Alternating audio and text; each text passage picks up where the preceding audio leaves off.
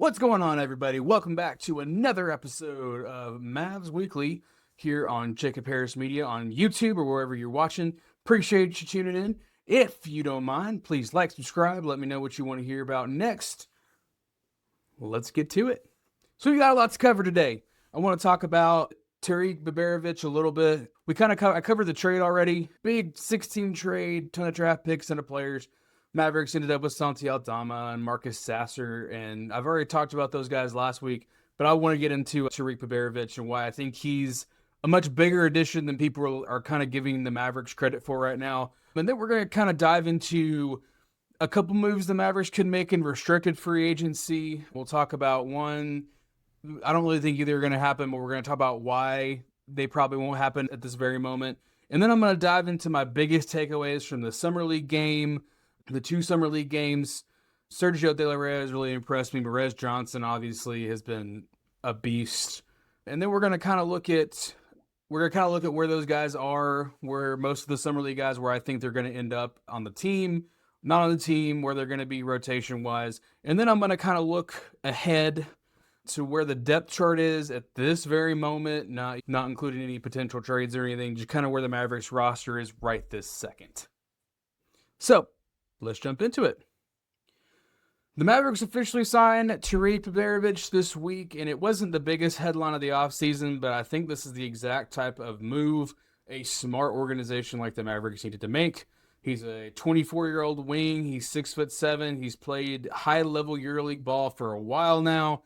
He's got years and years of professional experience. He's got an NBA-ready... Let's do that again. He's got NBA-ready skill sets that I think will immediately translate to the Dallas Mavericks. So he's an elite catch-and-shoot weapon. He's got deep range on his three-pointer. He's got a quick release. He's an elite floor spacer. He's really good off the ball, makes smart decisions, reads defenses really well. He's a little bit more athletic than I thought he would be. He can finish at the rim. He has the ability to do that. He needs to work on his defense, obviously, but he brings a ton of championship experience to this roster, and I believe he will immediately be a rotation player. I think he immediately fits in at the 3 or the 2 potentially. I think he's going to end up backing up guys like Cooper Flagg, Najee Marshall, Max Christie, guys like that. I don't think he's a starter, but I do think he's a guy that you can throw 15 minutes a night at. He comes in, makes a couple threes, is going to be a really good weapon offensively. So that transitions us into some 2 remaining free agent moves that I've heard a lot about. Bennedict Mathurin from the Clippers is a restricted free agent. Peyton Watson from the Nuggets is a restricted free agent.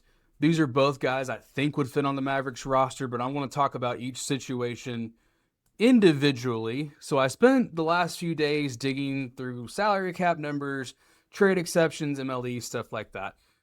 I came away with 2 kind of different conclusions. They both end up being the same answer for the moment. But let's talk about Peyton Watson first. I really love the idea. I love he would be a perfect wing. He can play 3 or 4 positions. You can stick him anywhere, basically. He fits in perfectly with Kyrie Irving, Cooper Flagg. He's an advanced version of Biberović. He plays really good defense. He shoots the ball very well. Not an elite shot creator, but a really good defender, long, athletic. He doesn't need the basketball to thrive. He fits the defense. I think from a basketball standpoint, this might be my favorite potential addition. I looked at the numbers, though. I don't think it's going to happen. He's probably going to sign anywhere between 25 and 30 million annually. The trade exception won't cover all that. The Mavericks, I don't know what they'd be able to give up. The rumor, I believe Stein or Fisher put this out, the Nuggets want what Walker Kessler got. A couple of first-round picks, a couple of second-round picks. I just don't think the Mavericks are going to want to give that up. Remember, we're not pushing for a contender this year. What the Mavericks want is guys with long-term upside that can come in and kind of build and grow with Cooper Flagg. Remember, everything's about Cooper Flagg. We've talked about this. I talked about this last week. Everything is on Cooper Flagg's timeline. So whatever moves they make, it's going to be in the interest of getting Cooper Flagg a championship and having him as the number 1 for that championship. I just don't think it's going to work. So looking at the numbers, it's just not going to happen. I think this kind of leads me to Bennedict Mathurin. I think it's possible with what the Clippers might want in return, but the Kawhi Leonard situation is really rearing its ugly head here once again. I don't think this happens because of the Kawhi Leonard situation. If the Kawhi Leonard situation doesn't happen, right? If he's not under investigation, if the Raptors went ahead and took him, whatever the case may be, I think the Mavericks could put a decent package together for what Mathurin wants. He's a guy that's going to want 20 to 25 million annually. The trade exception would be a bit easier to use here. The Clippers we're really looking to get younger or expiring guys. So I thought like a guy like Klay Thompson, a first rounder, and like 3 or 4 second rounders might get it done. But again, I just don't think it happens with the Kawhi Leonard thing. He's another guy, another shot creator, good defender, younger guy. He's 24 years old. I'd make this deal without hesitation, but I don't think the Clippers do for the Kawhi Leonard reason, which is really unfortunate. Another thing the Mavericks would maybe have to give up is a guy like Max Christie. I don't know that they want to do that. They really like his long-term upside. And I just don't think it happens for the Kawhi Leonard reason. I think it could if the Kawhi Leonard situation gets resolved in the coming weeks like the NBA says it will. This could be something we could revisit mid-August or in September. But right now, I don't see any other major moves on the horizon. I'm not an insider, but I don't think the Mavericks have anything. Maybe they move a PJ Washington for some draft picks. I don't know. But moving on to the biggest section of the show today, we're going to talk about the Summer League. I watched both games. I watched the first game twice. I'll watch the second game again probably tomorrow. This is being recorded 10:41 on a Sunday. So, again, talking Summer League, I'm not looking at stats. Because I looked at the box score last night as I was kind of writing things down. The box score looks terrible for most of the guys, okay? But I didn't come away thinking most of the guys played terrible. I'll kind of talk about where I'm at with I call them the 6 or 7 main guys. Let me count 1, 2, 3, 7. There's 7 guys that I really looked at: Morez Johnson, Ryan Nembhard, Sergio de Larrea, John Poulakidas. I said Kitis last week. I'm sorry. Veselvad, Ischenko, Toby Lawal, and Tyler Smith. All those guys are either signed in a full NBA contract with a roster spot or they're two-way guys. So using this lens of not looking at stats but looking more at can I see this player impacting the Mavericks in a positive way in the regular season or even in the playoffs? Kind of going one by one. Morez Johnson is obviously the biggest standout. Not even talking about any of his stats. He just looks different than the rest of the team. NBA ready body. He's way more physical and strong than I thought he was going to be. I thought he might need a year to develop some more strength. He was really strong in college, but I thought maybe he needed another year, but I think he's ready physically. Rebounds really well. Around offensively, everybody kind of thought this guy was going to be a lobs and dunks guy that can shoot outside a little bit. He's got a really nice upper paint, mid-range push shot that has worked for him a couple different times that I'm really impressed with. His offense was much better than I thought it was going to be. His movement on the floor is much better than I thought it was going to be. Know how much more I want to see out of him. He's Cooper Flagg played 1 game last year, and I'm not saying Morez Johnson is Cooper Flagg, but I don't know if you play him this week. I think he's ready, unless you're just desperate to get him more reps, which I don't know if you would be. But I think he's ready for the NBA. I think he's a day one rotation guy, which I'll get into rotation stuff here in just a second. The next guy I want to talk about, he's probably my biggest surprise in a positive way, is Sergio de Larrea. I think he's going to be a primary ball handler at the NBA level. I didn't think he would be out of the draft. I thought he'd be more of a 2, a guy that could be a secondary ball handler. Shoot, obviously, moves well defensively, and he's kind of blown me away. I know the stats haven't been there, the shooting hasn't been there, but he gets good looks. He's athletic enough to get good looks. Really good pace, elite pace, then way better than I thought he was going to be. Really good distributor to the basketball, makes really good passes. is creative, is he makes the right reads. He's really comfortable. He looks comfortable when he has the ball in his hands. And that's the biggest takeaway I'm getting from this. He looks just so comfortable and composed when he has the ball. We'll get into it, but I think he might be your backup point guard this year. I really do. I think he has the upside. I thought going into the summer league, I thought maybe he could get a roster spot. Maybe he might spend some time in the G League if he needed to. But he's up here. He's way closer to the rotation than I thought he would be. That brings us to the other point guard I was looking at, Ryan Nembhard.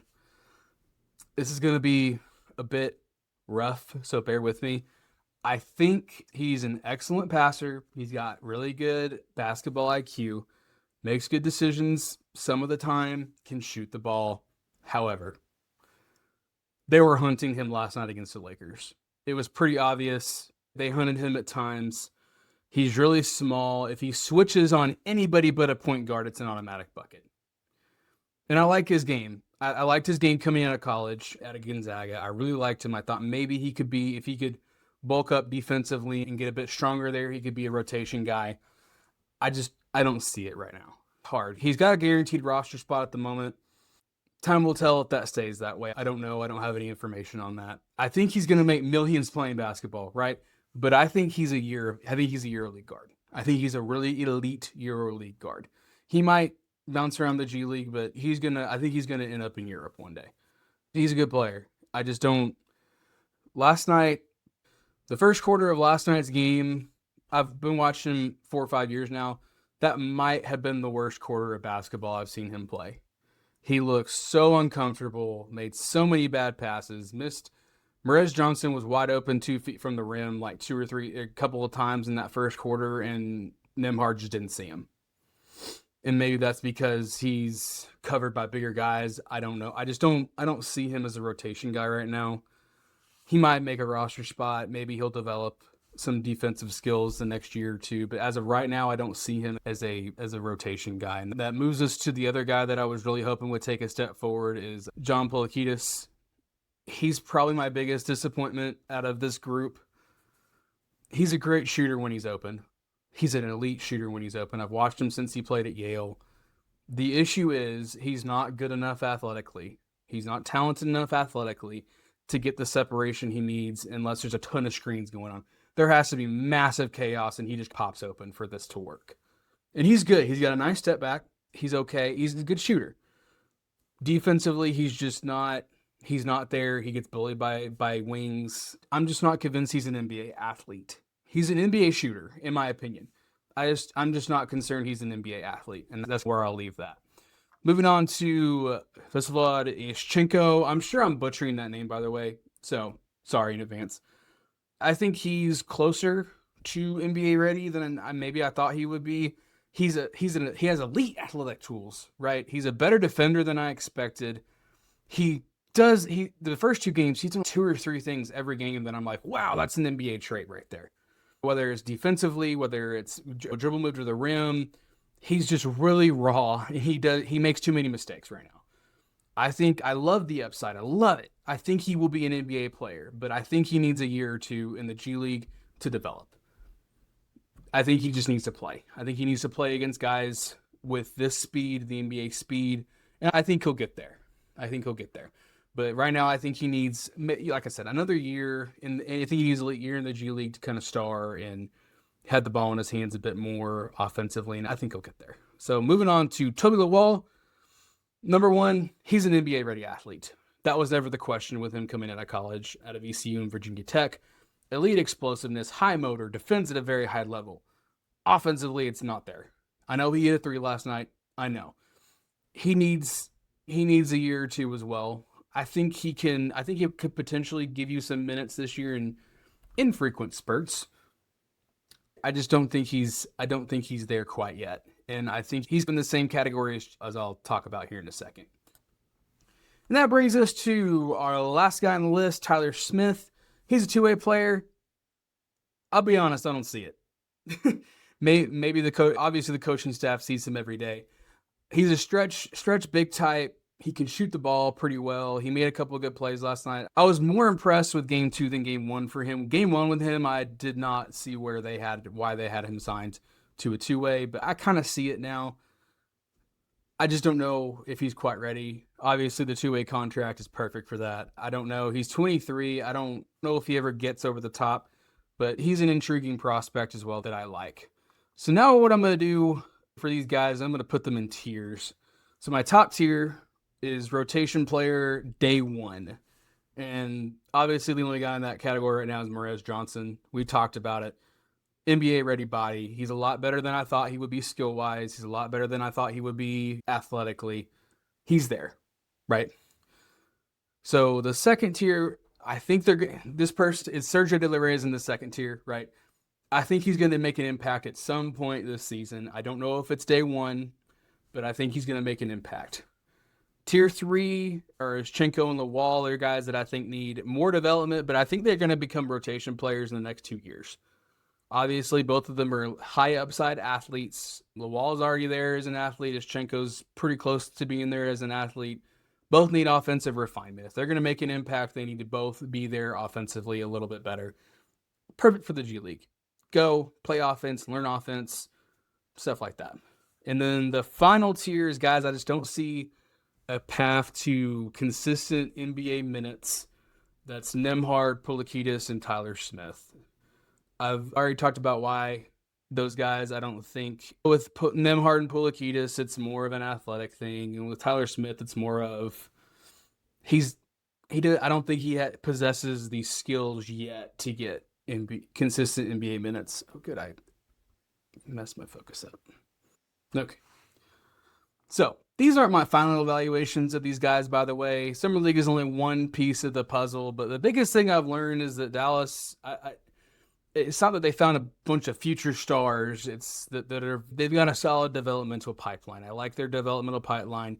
It's in a much better place than I thought it was a week ago, for sure. Obviously, Morez Johnson, Sergio de Larrea, they might be ahead of schedule. But all 7 of those guys, I think, could potentially play in an NBA game this year. So, after watching Summer League, Tarik Biberović, the trade, let's talk about where the roster stands right now. Okay, so if training camp started tomorrow, here's how I see the roster. Going from point guard all the way down to center. So at point guard, obviously, Kyrie Irving's your starter. Your backup situation's interesting. You have Marcus Sasser, Sergio de Larrea, and Ryan Nembhard. I think Sasser and de Larrea are going to compete for that backup 1 spot. I give the nod maybe to Sasser a little bit at the beginning of the season because he's got more experience, but I think Sergio de Larrea could come on a huge way in the end of the season. But I think the first 3 of those guys are all in the rotation for the majority of the season. Okay. Moving down to shooting guard, this is my biggest question mark on the roster right now. Obviously, I think Max Christie is going to be your starter. Klay Thompson currently backs him up. I don't know if he'll be on the roster. If he's not on the roster, I think you have to bring somebody else in. Or you're saying Sergio de Larrea is going to take 2 minutes at the 2. We have Shchenko and Poulakidas there as well. Shchenko, I think, can make some impact this year, but Poulakidas, I just don't see it. Like I said, big question mark here. Does a Bennedict Mathurin fit here? Does a Nike Clifford, another restricted free agent, fit here? We'll see where the moves are made moving forward. Small forward, this is probably your most complete and best position on the roster currently. Obviously, Cooper Flagg is going to be your starter, all-star, all-NBA type guy. Najee Marshall is going to back him up. He can play 4 different positions, basically. He's going to get a ton of minutes off the bench.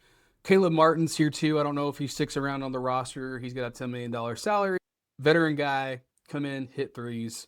And then Biberović will also play. I think all 4 of these guys play, which is I can't say for any other position.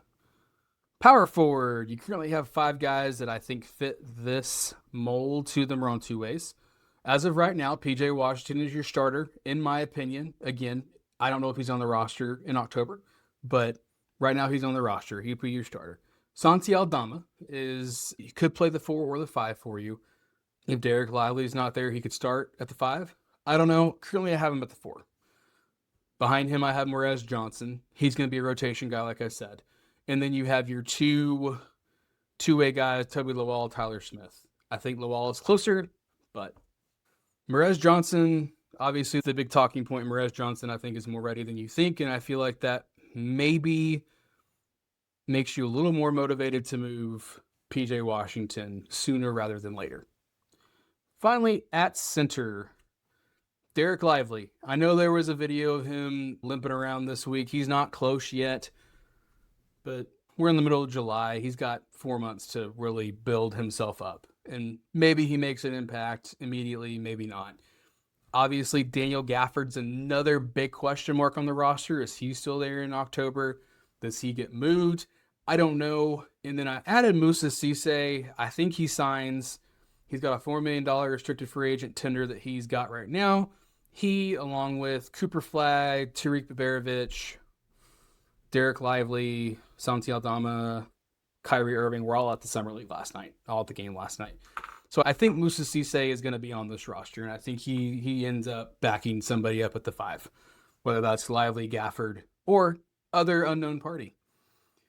So the biggest strengths right now on this roster are your wing depth, your front court depth, your defensive versatility, your young talent, and obviously your international guy. I think you have a really impressive international scouting pipeline right now, and that's why you brought Masai Ujiri and Mike Schmitz in here. That's what they do. They're great at it. Dusty May's really good at it as well. So I think those are your biggest strengths. So the big questions I have going forward is, number one, Sergio de Larrea. Where does he play? How much does he play? I think he ends up in the rotation at some point this season. But where is he at training camp? Where does he go? I'm going to keep watching the Summer League games. We'll revisit this question multiple times before October. What moves did the Mavs make before the season starts, right? Do they trade their 3 guys, Klay Thompson, PJ Washington, and Daniel Gafford? What do they add? Did they add another young piece? Did they add more draft capital? What goes on there? And at the shooting guard spot, if you move Klay Thompson, you have to bring somebody else in my opinion, unless you really think Sergio de Larrea can be the backup too, which I'm not entirely convinced. I really think he's more of a point guard, but my opinions are my opinions. So when I look at the roster today, I see a team that's quietly gotten younger without getting very much worse. Biberović makes you deeper on the wing. Morez Johnson looks really good. De Larrea, he's completely changed my expectations for him this week. I think they're going to make a move or two, but I like the core of this roster right now. I really like the core. I really like your young core going forward. Obviously, Cooper Flagg, like I said, I'm going to keep going back to this point. Cooper Flagg is at the center of all your decisions. Does this move benefit Cooper Flagg for the next 15 years? And so that's the thinking, I think, behind some of these younger guys and potentially moving off of guys like Klay Thompson and PJ Washington. So that's it for today, this week's episode of Mavs Weekly. So I want you to let me know in the comments what's your biggest takeaway from Summer League was so far. Do you think De Larrea has earned some rotation minutes? Who do you think the Mavericks should add? If you enjoyed this video, please subscribe and hit the notification bell so you know when I post. I tend to post on Sundays or Mondays and then clip it throughout the week. As always, thank you for watching, and I'll see you guys next time.